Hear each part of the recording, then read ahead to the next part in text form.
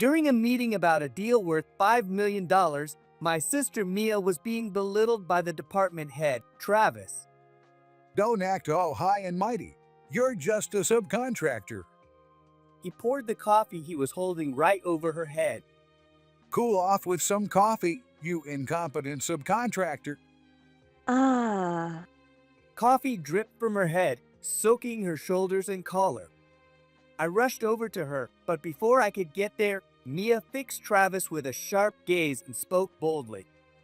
get the CEO here now. What? Why would a subcontractor like you think you can summon our CO? Travis laughed, clearly enjoying himself. But moments later, Travis's face turned pale as he was confronted with an unexpected truth. My name is Ken Owen. I'm 45 years old and I work for an auto parts manufacturer. My job involves dealing directly with car manufacturers and overseeing the development and production of parts. Sometimes I even propose new parts for upcoming car models. It's a very fulfilling job. I love the lively and tense atmosphere of the development site, and I often make time to visit the site. Normally, someone at my level would be sitting in an office giving orders to subordinates.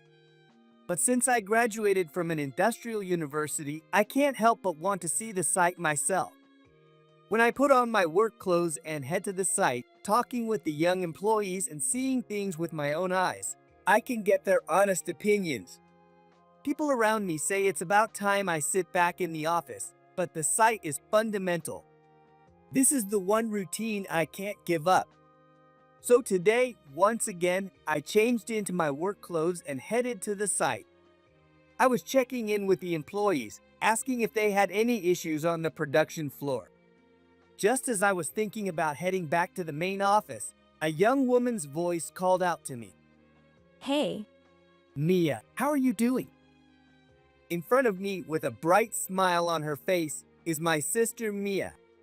She joined the same company as me right after graduating from college, and now, at 27, she's a young employee. I've always been the type to stick to my opinions and see things through once I've decided on them. Even now, at my age, I still make frequent visits to the worksite because of this stubbornness. But I can't be too strict with my much younger sister. This has a lot to do with our upbringing. Our mother passed away shortly after giving birth to Mia due to complications. And then our father died from illness when Mia was just 4 years old, leaving 22-year-old me to take care of both of us. As a new employee back then, I was incredibly busy, but I never considered letting Mia go. I'd drop off little Mia at daycare before heading to work, get an exemption from overtime, pick her up, and we'd walk home hand in hand. With the help of those around us, I managed household chores by trial and error, and Mia grew up quickly. I also felt lonely after losing our parents, but having Mia with me kept the loneliness at bay. Before I knew it, she had graduated from college. Seeing me raise Mia while working must have influenced her. When she said she wanted to join the same company as me, I was so happy I almost cried. Mia passed the entrance exam and steadily faced her work. Now she's trusted with several client accounts. Recently, she was even selected as the lead on a big deal and was excited to tell me about it. I figured she stopped me now to talk about that. Thinking this, I stopped and waited for her to speak. perfect timing. I just met the contact for that new product deal worth $500,000. Her name is Tina, and she's a really calm and wonderful person. According to Mia, Tina was very sincere and left a good impression on her. During their meeting, Mia found out that Tina originally worked in a technical role but had just moved to the sales department last month. Because of this, Tina had a wealth of knowledge and shared lots of detailed information about products that young Mia didn't know about. The conversation went so well that their originally planned 2-hour meeting ran over. Then Tina said, "I'm sorry, I think I've talked too much. How about we have lunch together, Mia?" She then treated her to a meal. Even though Mia tried to decline, saying, I asked so many questions. I shouldn't let the client treat me to lunch? Tina smoothly replied, please, I want you to lean on me as your senior. At the meal, they got even more into talking about work and became really good friends. I understood everything well because you often told me about things on the ground, Ken. She was really a good person, always willing to listen and empathize with our situation. I hope this turns out to be a good deal for both of us. And by the way, you should call me Ken at work. When I pointed it out, Mia smiled, saying, sorry. She always apologizes sincerely without any ill intent, which makes me think she's such a good kid. Maybe I'm just a doting brother. Anyway, seeing Mia adapt and work enthusiastically makes me genuinely happy. According to Mia, the meetings have been going well since then. The parts for the new product are being completed smoothly, and the new production line is operating flawlessly every day. It seems the sales of the new product at the client's company are also going well, so much so that they even placed an order to increase production. It seems to be going really well. I've even heard about the new product from our client. It's really amazing, right? At this rate, Tina said the order might increase several times over. I was surprised and widened my eyes at Mia's words. An increase several times over would mean a deal worth millions of dollars. Although the news hasn't officially reached me yet, I didn't expect the sales to be that high. It looks like it'll be a topic at our internal meeting soon. Yeah. When that happens, I think they'll place a large order for the specialized parts. I'm gonna work hard to make sure they keep the deal going. A few days after, Mia showed off her biceps with her slender arms. I received an inquiry from the client's company about increasing the order volume. Let's do our best, Ken. Yeah, I'm counting on you with the deal, Mia. On the day of Mia's meeting, after some back and forth, it turned out the deal was worth $5 million. Just as I was thinking about how the talks might be progressing, I received a call. The caller was Tom Harris, the president of the client's company, who said he wanted to discuss the product. You have a consultation? Actually, I'm currently at the factory, not the headquarters. That's near our company, right? If it's convenient, could you come over now? Our representative is currently in a meeting with your company. I mentioned that I was in work clothes, but Tom said it didn't matter. So I got in the car and headed to their company to meet him. When I arrived, Tom personally greeted me. Thank you for coming all this way today. No problem.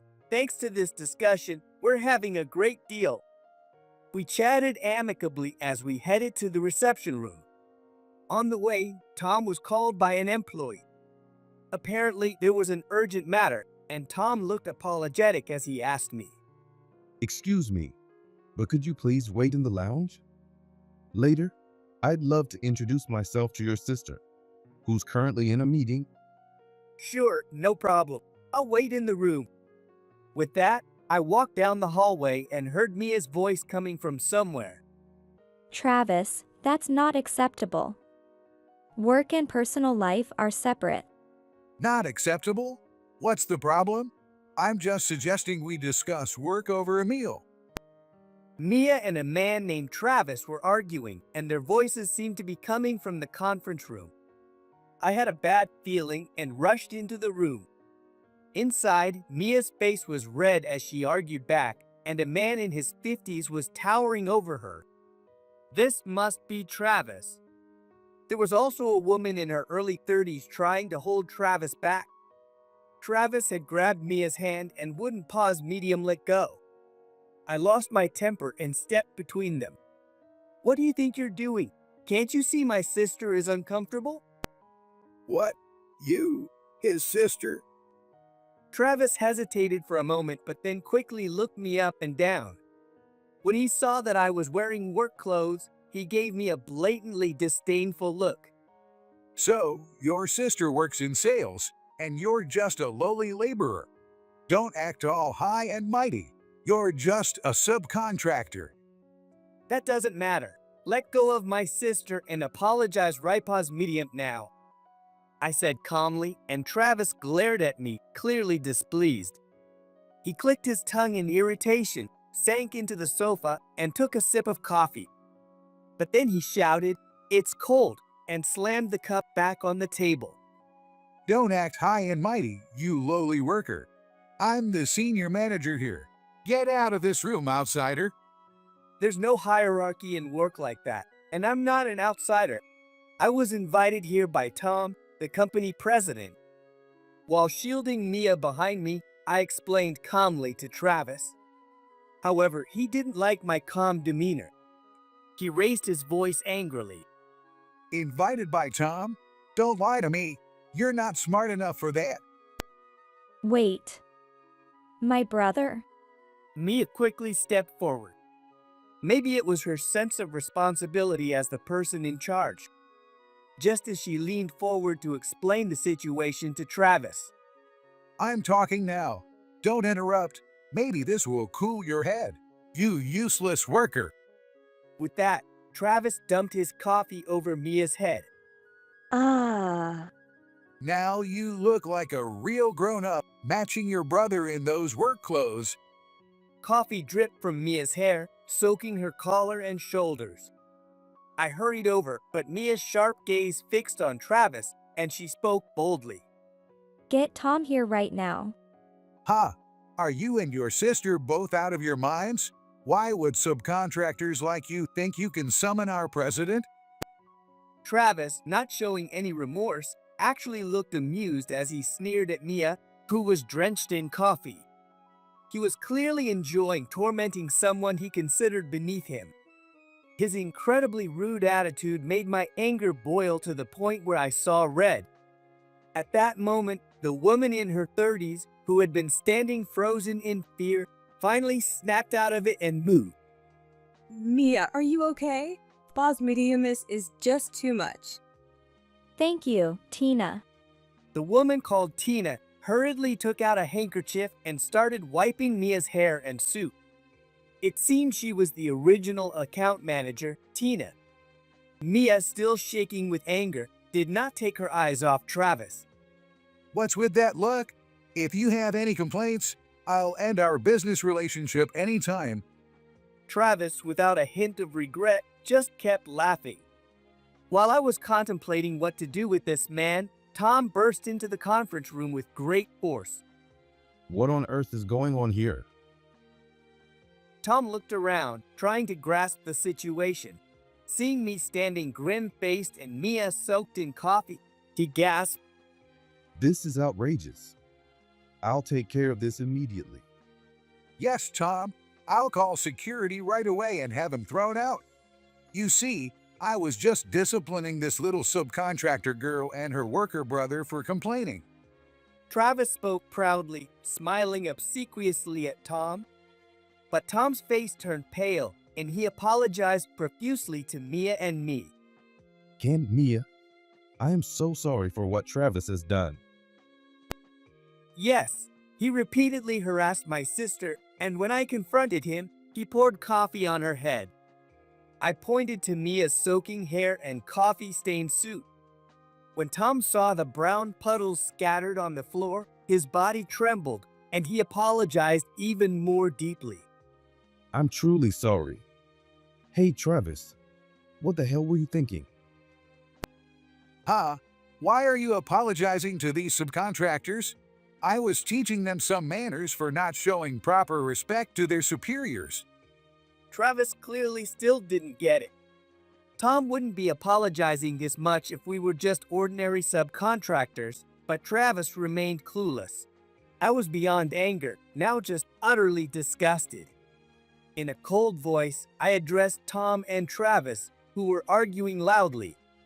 Tom, we've had a long relationship with your company, but we will need to reconsider our future dealings. What? Wait, please. If you pull out now, can we? I'll make sure Travis understands. So please forgive us. Tom, shaking all over, pleaded with wide eyes. But I was fed up. I can't do business with a company that has employees who belittle others and pour coffee on them. We'll cancel the $5 million deal. What? $5 million? You must be lying. Who do you think you are? Travis, shaking off Tom's arm, shouted at me. But surprisingly, it was Tina who stopped him. She stepped forward, trembling with fear, but with a determined look on her face. Travis, don't you know who this is? This is Ken Owen, chairman of Owen Holdings. Owen Holdings? The Owen Holdings with 15 companies across the country? No way. This young guy? Finally understanding the situation, Travis began to sweat profusely. Tina, facing the now deflated Travis, spoke seriously. And Mia is the sister of Ken, the chairman. What have you done? It's not just a loss of $5 million, but we're gonna lose all future deals too. No way. I thought she was just a regular subcontractor. If I knew she was someone important, I wouldn't have done this. Travis slumped onto the sofa, too drained to even look at me. Actually, my father was the president of a nationwide group of companies. The year I started working as a new employee, my father passed away. I had to suddenly take over as president while taking care of my sister, Mia, and running the company with all my might. Back then, after the sudden death of the president, some unsavory people tried to get close to the company executives. With the help of my father's close aides, I somehow managed to overcome the crisis that could have shaken the entire group. The title of the former president's son alone seemed to have enough persuasive power to unite the whole group. Of course, it was also thanks to the employees who believed in me and followed me, despite my inexperience, and the executives who supported me. When I think back to those days, I really feel that I'll never be able to thank them enough. As time passed and the company stabilized, I handed over the presidency to a capable employee and stepped back to become the chairman. I believe that clinging to family management wasn't good for the company's healthy growth. Maybe it was because of this decision, or maybe because the employees worked hard, but Owen Holdings is still performing exceptionally well. As the chairman, I oversee the 15 companies in the group, keeping an eye on their performances.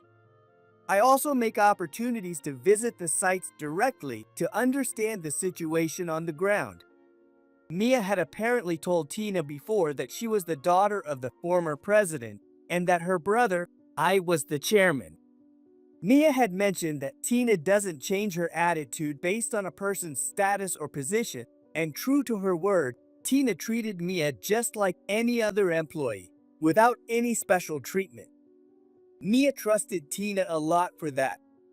Mia, an employee of our company and the chairman's sister, has been humiliated to this extent. Our contract with you is over. Please wait. Can't we have a chance to apologize? Travis, you apologize too. Tom went beyond pale and apologized repeatedly to me. But Travis, urged to apologize, was still too shocked to fully grasp the situation and just stared blankly at me and Mia. I wasn't told such an important person would show up. I mean, you could have told me first. This is fraud. I've always conducted business as just an employee. It was necessary for my future role in the company to be evaluated without any bias. Mia replied firmly, and Travis, trying to mumble a retort, quickly averted his eyes in embarrassment. Well, I admit it was my fault this time, but you deceived me too, didn't you? Travis, how can you still be so rude? As Tom got angry again, I coldly said my farewell. Regardless of me, I can't leave Mia soaked in coffee any longer. Excuse us for today. I can't let my sister stay like this any longer. But wait. I'll get her a change of clothes immediately. Just please, don't cancel the contract. Tom was understandably panicked. While my company is indeed a subcontractor delivering products, We are one of the top companies in this field due to our advanced technology and wide product range. If we cut ties, they'll have to find new contracts with other companies in the same industry. But ordering products of the level we deliver will significantly increase their costs, and in the worst case, some products might be impossible to replicate. In other words, we are a crucial subcontractor that determines the overall quality and price of their products. Furthermore, if the entire Owen Group refuses to do business with them, their established track record will be utterly ruined. It's natural for Tom to be desperate. Finally, Travis began to grasp the situation. He started apologizing repeatedly, but I left the company without hesitation, taking Mia with me. From behind, the desperate shouts of Travis and the loud reprimands of Tom kept following us. As we stepped out onto the main street to catch a cab, I heard light footsteps chasing us. Tina, red-faced from running, caught up with us. Ken, Mia, we're really sorry. Despite being out of breath, Tina apologized deeply to both of us. Travis is my superior, and whenever he deals with women or subcontractors, he tends to act unreasonably. I was supposed to handle this deal, but somehow Travis found out the client was a young woman and insisted on coming along. According to her, Travis's attitude had been a problem within the company for some time. He acted arrogantly toward subordinates, female employees, and subcontractors, making unreasonable demands. Yet, he was extremely courteous to those above him, so the company never addressed his behavior. Actually, I once mustered up the courage to tell Travis that both contractors and subcontractors are colleagues working together, so we should cooperate more, but instead of reflecting on his attitude, Travis fed HR all sorts of lies about Tina, who was in the development department at the time, and forcibly transferred her to the sales department. Then, as his direct subordinate, he treated her even worse than before. everyone got scared seeing what happened to me, and they had no choice but to silently endure whatever Travis did to them. But after meeting and talking with Mia, I gained the courage to move forward positively again. Travis's plan was to completely get rid of Tina and become the person in charge of the deal himself. That way, he could interact with Mia, the young woman, and take credit for the work. But Tina didn't give up and tried to stop Travis, even fighting hard in today's meeting room. Though in the end, I couldn't do much and had to rely on you. No, that's not true. Because you held your ground, I was able to be there. Thank you for protecting Mia. I softened my expression. Indeed, if you look at the result, Mia was doused with coffee and insulted. But Tina, who faced off against Travis, who had treated her so badly in the past, was brave enough to stand up for Mia rather than herself. When I thanked her, Tina blushed and waved her hands nervously. From now on, I want to be braver and make this company a place where everyone can work comfortably. Seeing today's events made me feel even more strongly about not giving up until we achieve that ideal company. Ideal company? She usually seemed kind, but there was always a hint of timidity in Tina's demeanor. However, as she spoke in front of me now, her eyes sparkled and her face was full of hope. When I asked her, she hesitated a bit before speaking. A company where people in weaker positions can work more comfortably. A place where no one is treated lightly just because they're a woman or a subcontractor, and where abilities are properly recognized. I see. Well, maybe I can help with that. I shared an idea with Tina. As she listened, her cheeks turned rosy and she nodded with a blooming smile. The next morning, Tom and Travis came to my office early. They stood before me and apologized so deeply they looked like they'd break in half. We deeply apologize for the trouble we caused with our work with you, Ken. We can't apologize enough. Tom was around my father's age. Seeing someone that age apologizing repeatedly because of a subordinate's mistake made me feel sorry for him. But Travis, the cause of all this, had a serious look on his face, but his eyes still showed some lingering anger and dissatisfaction. Tom, apologizing even deeper, urged Travis to apologize. But we wanted to have him apologize in person. I am truly sorry. Travis also apologized deeply, even though he was still a manager. Travis's apology was respectful and his words were appropriate, but it didn't feel like he was genuinely sorry. It was hard not to notice the hostility in his eyes. Ignoring this, Tom once again pleaded with me. He is deeply remorseful. Could you please reconsider the contract? If it's you asking, Tom, I can't say no, but there are conditions to continuing the contract. Tom's face brightened for a moment at my words, but understanding there were conditions, he bit his lip as if steeling himself. I understand. I'll take responsibility and retire. That's not it. I actually want to continue working with you. The issue I need addressed is with Travis. Named directly, Travis blinched and shot me a probing look. Wondering what I'd say, Travis watched as I firmly declared.